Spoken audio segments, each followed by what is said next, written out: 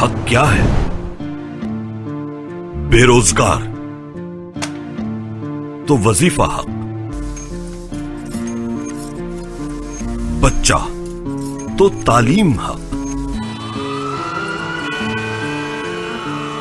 ظلم تو انصاف حق، بے گھر تو گھر حق،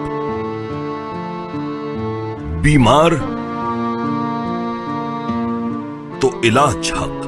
لیکن حق کے لیے اٹھنا پڑے گا، کچھ کرنا پڑے گا، آگے بڑھنا پڑے گا۔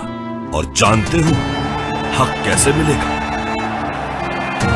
حق صرف سراج الحق سے ملے گا۔